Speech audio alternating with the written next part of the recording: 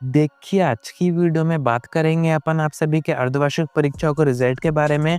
अभी आपके एग्ज़ाम यहाँ पर ख़त्म हो गए हैं एंड काफ़ी बच्चे कमेंट करके पूछ रहे थे कि इन परीक्षाओं का जो रिज़ल्ट है वो कब तक अनाउंस होगा।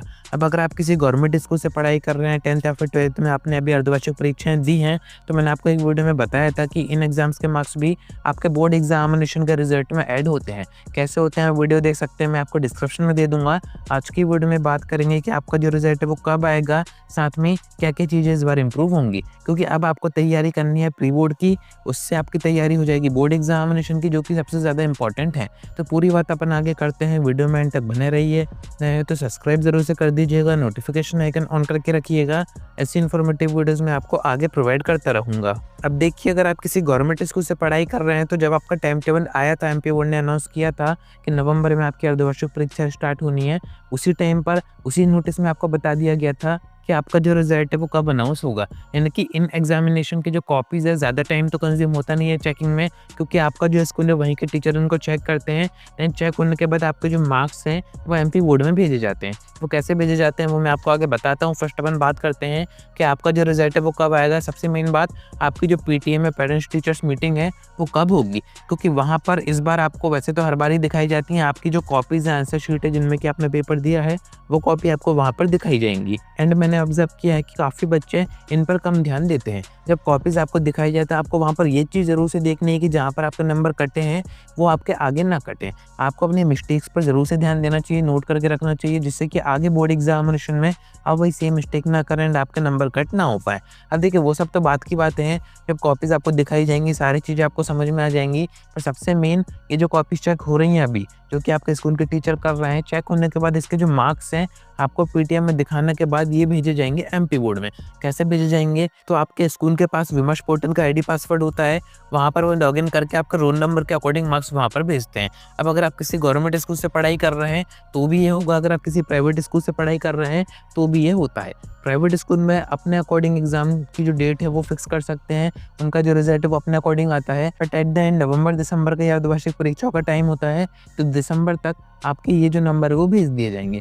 उसके बाद बोर्ड एग्जामिनेशन में कैसे ऐड होंगे तो वो आप वीडियो देखिएगा, आपको समझ में आ जाएगा। अब यहाँ पर अपन ये बात करते हैं कि जिन बच्चों के पेपर अच्छे गए थे अर्धवार्षिक परीक्षाओं के, उनके त्रैमासिक के भी अच्छे गए थे, तो वो तो यहाँ पर सही है, खुश है कि उनके नंबर आगे भी अच्छे ही जाएंगे, बोर्ड एग्जामिनेशन का रिजल्ट भी आपका अच्छा बनेगा। पर जिन बच्चों के ये पेपर बिगड़ गए हैं, त्रैमासिक के बिगड़ गए हैं, अर्धवार्षिक के बिगड़ गए हैं, तो मैंने बताया था कि ज़्यादा इनका वेटेज नहीं होता है, बट फिर भी आप इसको कवर कर सकते हैं। कैसे कर सकते हैं, तो अब आपको सीधे ध्यान देना चाहिए बोर्ड एग्जामिनेशन पर। सबसे मेन अभी आपका जो फर्स्ट फोकस है वो होना चाहिए आपके सिलेबस के ऊपर। अगर आप 10th में हैं, 12th में है, हो सकता है 50% आपका कवर हो गया हो, 70% हो गया हो, इसको आपको एनी हाउ दिसंबर में 100% कवर करना है। क्यों करना है, क्योंकि उसके बाद आपके पास टाइम नहीं रहेगा, आपका प्रैक्टिकल एग्जाम स्टार्ट हो जाएंगे, साथ में जनवरी में आपके प्री बोर्ड एग्जामिनेशन होंगे, क्योंकि फरवरी में आपको बोर्ड एग्जामिनेशन देने हैं। तो यहाँ पर आप समझ सकते हैं टाइम काफ़ी कम बचा हुआ है। अभी 20 तारीख को पीटीएम होगी, उसमें आप अर्धवार्षिक परीक्षाओं से देख सकते हैं कि कितनी की आपकी तैयारी हुई है। उसके अकॉर्डिंग आपको खुद से वैसा माइंडसेट रखना पड़ेगा कि अब एनी हाउ ये 2 आखिरी के महीने हमें पढ़ाई में ही देने हैं, बाकी अदर एक्टिविटीज़ पर अभी ध्यान थोड़ा सा कम कर दीजिए, क्योंकि बोर्ड एग्जामिनेशन एक ही बार आएंगे, बाकी चीज़ें बाद में भी होती रहेंगी। तो अभी थोड़ा सा पढ़ाई पर ध्यान दीजिए। जिन बच्चों की तैयारी नहीं है, पढ़ाई शुरू कर दीजिए, कोचिंग वगैरह ज्वाइन कीजिए, या फिर नोट्स जो भी परीक्षा बोर्ड अध्ययन से आप पढ़ाई कर रहे हैं, रोज़ आप उसको थोड़ा थोड़ा पढ़ना शुरू कीजिए हर एक सब्जेक्ट का। ऐसा भी नहीं है कि एक ही सब्जेक्ट पर आपको पूरा ध्यान देना है, सारे सब्जेक्ट आपके कवर होने चाहिए।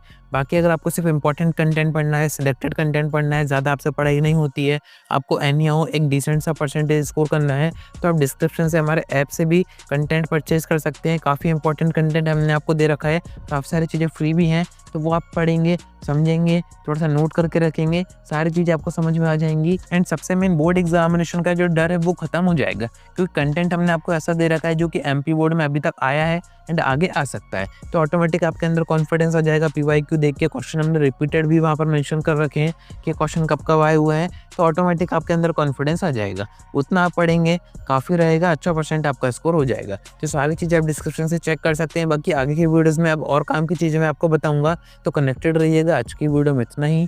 कोई डाउट आता है कमेंट करके पूछ सकते हैं, या फिर आप डायरेक्ट मुझसे इंस्टाग्राम पर डीएम करके बात भी कर सकते हैं।